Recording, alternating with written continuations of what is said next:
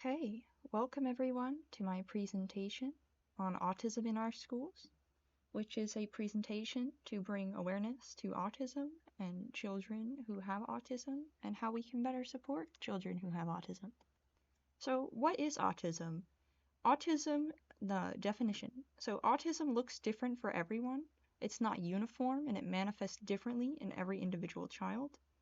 1 out of 44 children in the United States is diagnosed with some form of autism. Some people say 1 in 36, which will come up later. It may look like a lack of socialization, moving one's hands or spinning. It may look like solo play or no speech altogether. The symptomology of autism, which we will get into, varies widely for everyone. Autism spectrum disorder is a condition with a variety on how high functioning or low functioning a child may be. There's a vast difference when a child is offered supports while they are young and is able to work with specialists to reach their milestones even when challenges are present. Different treatments work for different individuals, and no individual child will be the same as the other.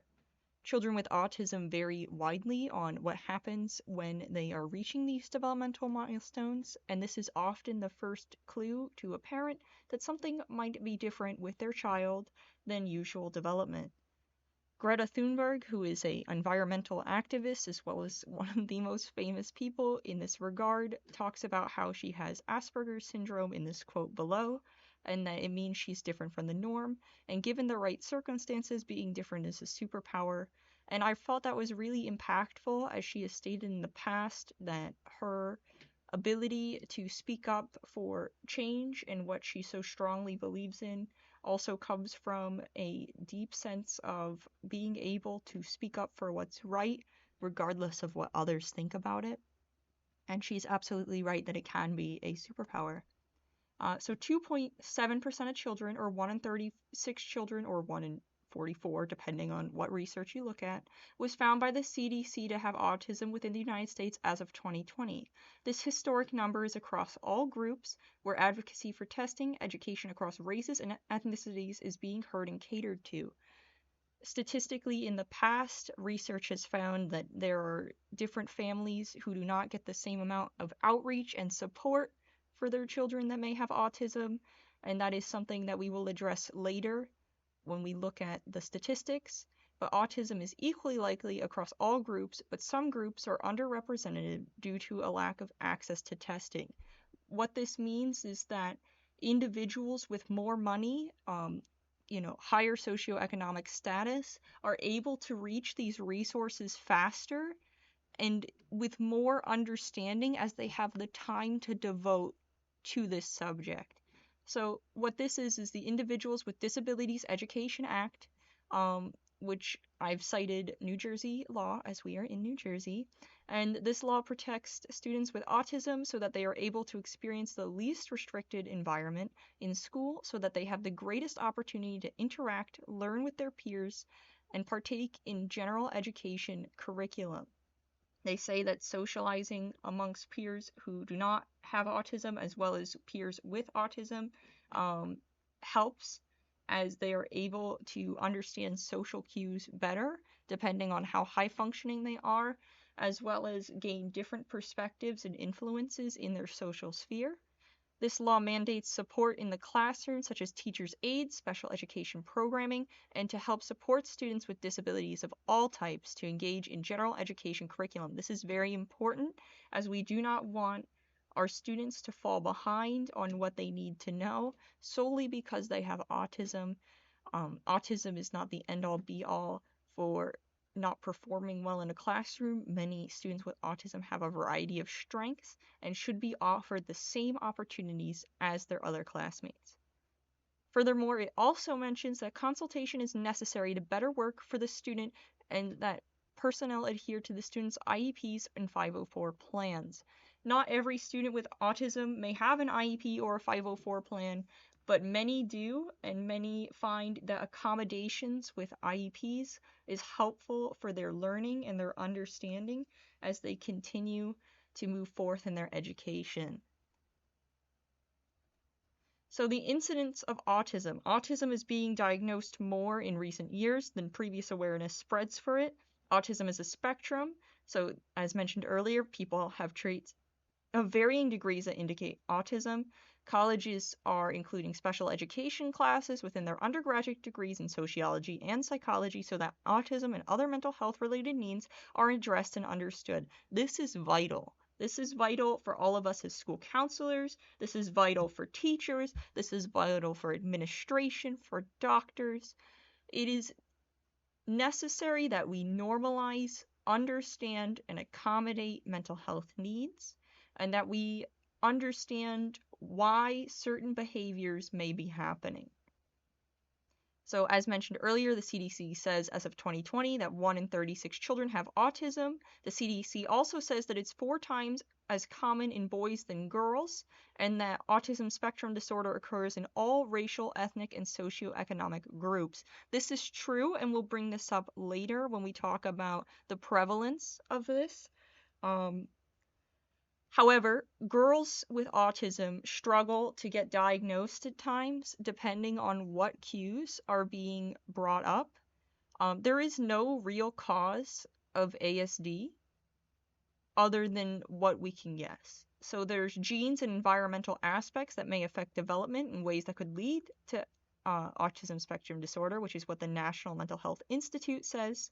And some of these include siblings that have autism spectrum disorder, parents who have a child when they're much older, very low birth weight for the child, genetic conditions that may already be pre-existing, like Down syndrome or Fragile X syndrome, and again, very low birth weight there.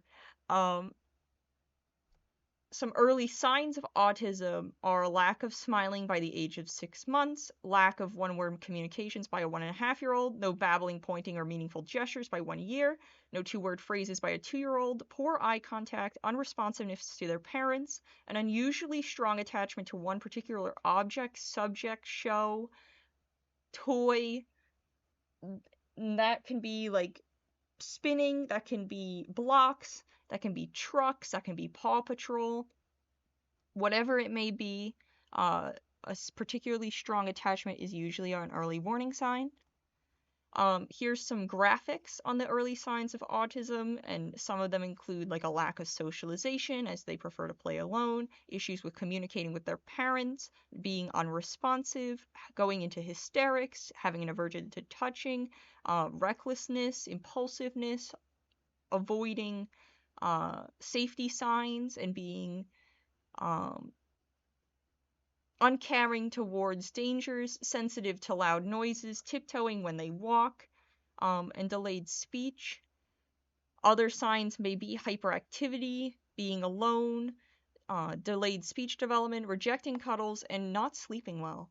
Some signs for autism in girls, which is why some of this goes underdiagnosed, relies heavily on other children to speak for her, restricted passionate interests, unusual sensitivity to sensory challenges, such as loud noises or different feelings underfoot or in hands, like sand, difficulty moderating feelings, unusual depression, anxiety, and moodiness, unusual passivity, so that's another reason why it goes underdiagnosed, is it's just not being looked for, difficulty making and keeping friends is one of those social issues again, and often described as quiet or shy.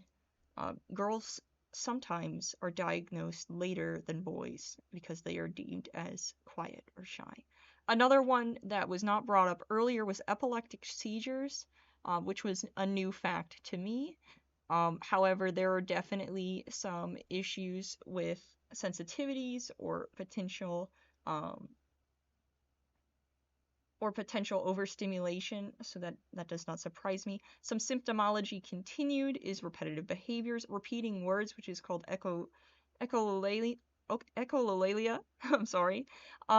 Having a lasting, intense interest in specific topics, showing overly focused interest in one topic, becoming upset with changes in routine, difficulty with transitions, which is something I've seen at my practicum with middle schoolers, sensitivity to light, as mentioned, sleep problems, and irritability, such as getting really frustrated or upset. This is all from the National Mental Health Institute. Prevalence as of race, social economic status, class, and gender. So we're going to take a look at The prevalence is reported to be highest among non-Hispanic white children and considered lower in Hispanic, African American, or Black children, and a highly variable in Asian and Pacific Islanders, which is a research study from a medical document discussed. And intellectual disability and delays in expressive language have been observed, but it may also be because of bilingual households or environmental factors prior to being noted as potential mild autism. This was mentioned in the study. Again, the study brings up the children identified for ASD earliest were born to US-born Asian mothers, foreign-born Japanese mothers, foreign-born Black mothers, and US-born white mothers, as they just noticed these changes quicker. The children diagnosed later were children of mothers who immigrated from Vietnam, South America, and Central America. This makes some sense to me, as it might be indicative of the change and transitions of moving, as well as a potential language barrier, as well as adjusting to a new life, why some of these delays might not be seen immediately. U.S. minority groups or marginalized groups, are historically believed to be under-identified for ASD, and in the study it is possible that children with milder symptoms did not go to a regional center and were thus unaccounted for. Autism is such a huge spectrum that, yes, a child may have some delays or some symptomology, but may not come in or be brought in because their parents are not looking at it as a potential for autism. Instead, the child overcomes some of the barriers and, passively moves through without anyone noticing that this child might need additional support. In the study, rates of autism spectrum disorder in US-born Hispanics and Black children were lower than whites, which may be from underreporting, which I mentioned earlier. Not everyone has the resources or knows how to access the resources for autism awareness, as well as what they would need support-wise for their child. Manifestation in education. So we brought up IDEA earlier, which is key in the educational field. That is the law in New Jersey. Students with autism need the least restrictive environment. We discussed this to partake in general education curriculum for their growth. Students need supports with their teachers to be best equipped to succeed. Teachers' aides are vital in the classroom so that they can go around to these students and help when hysterics or a meltdown arise. Working with parents is an absolute must as a school counselor, an administrator, a professional to support the children, and team meetings are established in the school to confer on needs and educational goals. What are the strategies for support? So we've talked about the foundations of autism, and we need to go over what we can do to help our students, to help them adjust to the classroom, and to help them academically succeed to the best of their ability. One of these ways is visual aids, because they can visually see what is going to happen during the workday. And these on the right-hand side are called visual schedules. And these are commonly used for students with autism, which allow the student to know what is going to happen during the day. Each activity is listed on the schedule so the students can prepare, because students with autism really prefer routine and sticking to a routine. They also prefer instruction. It always depends on the student, and sometimes that may frustrate them. However, making sure that the day is not a surprise for the students is key. Some autistic children may have challenges from going to one activity to the next, which is where the visual schedule may reduce stress or prevent a meltdown. This is used often in classrooms as well as in school counseling offices to allow the student that they're working with, whatever it is they may be working on, what is going to happen next, to avoid the surprise and the emotional discomfort of the unknown. Another strategy for support, as mentioned, is structure and routine. Children with autism benefit from routine and structured learning style in classroom and in daily life at home. They thrive on routine because it makes sense and it is not emotionally distressing. Using the visual schedule and timetables An example would be we're going to learn our letters for 15 minutes and then we will do circle time for reading. Allows students with autism and students that do not have autism to understand the schedule and provide additional support. It costs nothing to do. It also is very helpful for these students and may benefit classroom management. So strategies for support, we already have established that children with autism have communication concerns. So working with pairs and small groups allows for growth in language, communication, socialization, and working with peers for friendship building activities and integration into the general education classes. This is highly beneficial and is absolutely something that all teachers and school counselors should be doing. Teachers may help their students connect more deeply into their education when socialization is prioritized. It is absolutely necessary that children with autism get social support outside of their family unit.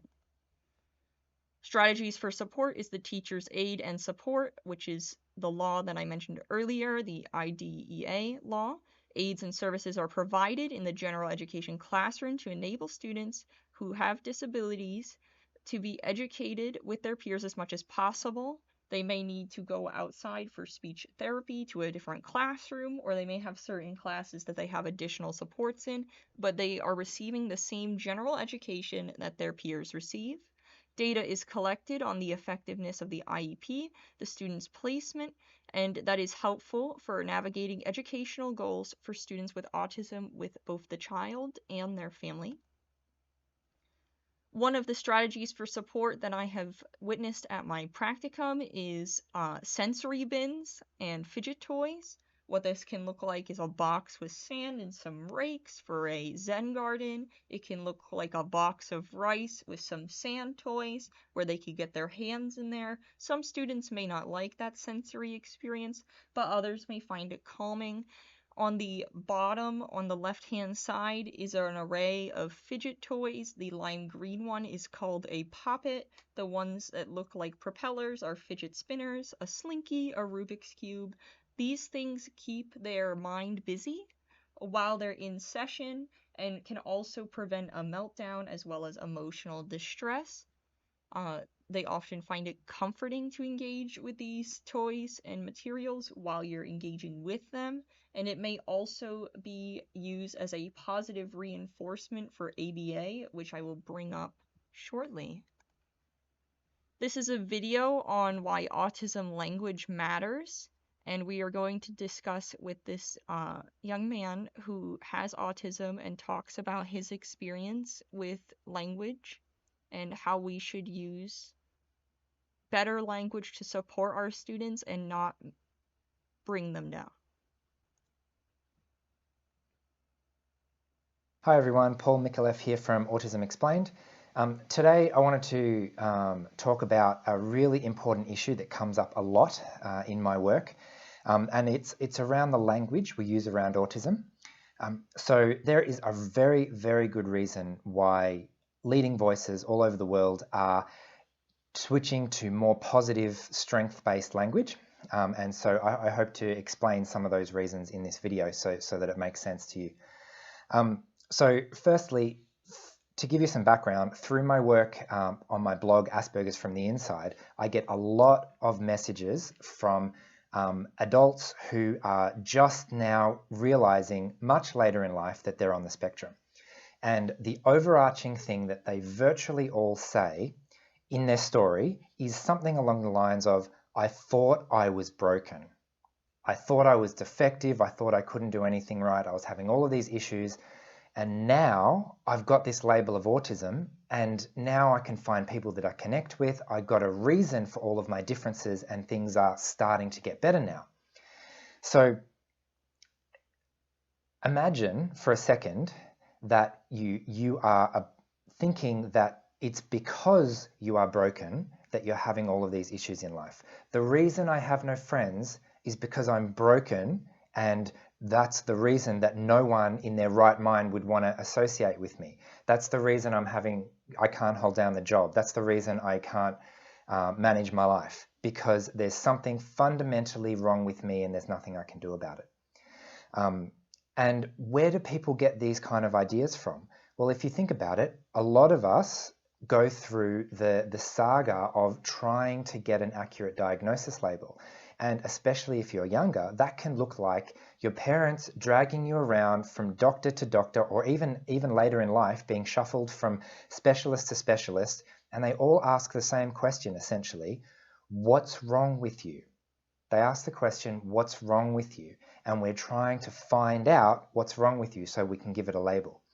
Um, a friend of mine who's also an autism professional once shared in her personal story that the most damaging label of all the ones that she received was of being diagnosed with a personality disorder, which of course she internalized as my personality is broken. I have a personality disorder. There's something fundamentally wrong with who I am as a person. So you can imagine the impact that that has on a person's self-confidence, self-esteem, sense of self-worth. And that is the reason that we're moving towards more positive language to stop sending people this unconscious message that somehow those of us on the spectrum are fundamentally broken in some way. So now let's apply this to children. Children pick up on the subtle messages that we send them. So in that case, the language we use around children matters a lot. Our own beliefs about autism matter a lot because your children are going to pick up what you believe. And if you believe, look, Jimmy, you're broken, but I love you anyway, the message that a child is going to pick up is, I'm broken, I'm fundamentally flawed, and my parents love me anyway because they have to, or maybe they just say that because they have to, but no one could really love me. Actually, Chris Bonello from Autistic Not Weird wrote a really good blog article on the issue of loving the child but hating autism, because as we grow up, it becomes more and more obvious that the things that we talk about as being autistic traits and autistic behavior, they feel fundamentally a part of who I am. And so to somehow say that those things are bad, but the rest of me is good, the message that the child picks up is that there's something wrong with me and I'm broken. So this was some great thoughts. Just for the sake of time, we're going to move forward. But being intentional with language while we are working with these students is absolutely necessary. And we're going to get into some treatments, and we're going to circle back to this talk on language and being intentional with our students. Treatments for autism include types of behavioral, auditory, and stimulatory therapy, medication, and various exercise therapies. A type of behavioral therapy called applied behavioral analysis is commonly used by healthcare professionals and teachers in school for students with ASD, where positive behaviors are encouraged and negative behaviors are evaluated. Applied behavior analysis is the scientific approach to understand behavior and how behavior is impacted by the environment. This is used for adapting learning for children with autism and redirecting problem behaviors such as meltdowns, throwing, hitting, etc.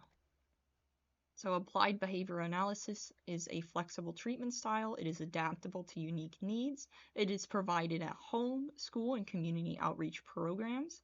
It teaches skills to children that are useful in everyday life, such as emotion regulation, time management, and positive behaviors. ABA may be both individual or in group learning situations for the students. And this is primarily used for rectifying destructive or harmful behaviors towards the self or others and to establish new healthy positive ones. ABA uses positive reinforcement, which is a technique that when a behavior is followed up by a reward such as a toy, playtime, praise, a treat, that sort of thing, like sweets, that person is more likely to repeat that behavior to be rewarded, which leads to behavior change over time and more positive and acceptable behavior. The therapist works with the client to identify goal behavior, and when the client uses the behavior successfully, they are rewarded. Positive rewards encourage the behavior change, and eventually the behavior will change without the need of constant reinforcement. So you're not always going to have to continue this reward depending on the student. So this is the ABCs of ABA, which is the antecedent, the behavior, and the consequences. The antecedent is what occurs right before the behavior, which is verbal, emotional, or physical, right? So what prompted that behavior? The resulting behavior is the person's response or lack of response to the antecedent, which can be an action or verbal or otherwise. A consequence is what comes directly after the behavior. If this is undesired behavior, you give it no response. Because if you give it a response, then they will continue to do it as they are looking for your response, your reaction. Positive reinforcement is given for desired behaviors during the consequence stage. And the reason why people use the ABCs of ABA is to look for why a behavior may be happening for the client and how do the different consequences affect whether the behavior will repeat. Now, this is a difficult topic, is financial assistance for families with autism. Private health insurance may have requirements to cover ABA therapy for children that need it. However, it's dependent on the state and what insurance is purchased. It can also be quite expensive when it is not covered. All Medicaid plans are required to cover all treatments that are necessary so long as the patient is under the age of 21 years old, and the doctor needs to write a prescribing note for ABA therapy in order for this to be covered. And families need to know that, which is a moral issue. So other therapies and medications, it is vital that ASD is detected early so that the children can adapt and learn good skills while dealing with autism as they are young. The quicker a child is diagnosed, the sooner they can start therapies that will be valuable to their lives, their educational growth, their social emotional growth, such as occupational therapy, so that they may eventually be more independent. Additionally, children with autism benefit from speech therapy to help articulate words and encourage speech production. There is no medication to quote unquote cure autism, not that it needs a cure, although there are medications to help with symptoms such as seizures, hyperactivity, depression, and absent-mindedness, which does have a direct negative impact on a student's well-being. So to wrap up this presentation, I want to talk about language. I want to talk about how our students with autism have autism and it is part of them. Their interests are important. Their fixations on these interests are also important, even if you've heard the same conversation 100 times before. So long as they are enthused and engaging with you, that is great. There is nothing wrong with having autism. It is very common and it is widespread. There is a variety of needs surrounding autism, and there is also caregiver burnout related to autism, where a parent may be struggling or may not have the same supports at home. Sometimes things get said out of frustration, and what's important is focusing on the child's well-being and reminding them that they are loved, supported, and cared for. And I really appreciate how much there is now protecting students with autism in New Jersey, as well as the opportunities for care that are provided and the awareness that goes on both in undergraduate degrees and in graduate degrees. So to wrap up this presentation, we're going to circle back to an activity. If you're doing this from home, please take out a sheet of paper or personally reflect on these questions. If you're with me in person, we will be doing this on a flashcard and we will be talking about it. You're welcome to use this presentation with your students so that you can address this with them in small group discussion. My first question is, can you list the name of one famous person with autism? This is specifically for autism awareness. What are some examples of autism that you have run into in your life? What is one thing from this presentation that you would use as a future school counselor? And what is one thing new that you learned from this presentation? I really appreciate your time, and I hope you enjoyed. Here are my citations, and thank you so much.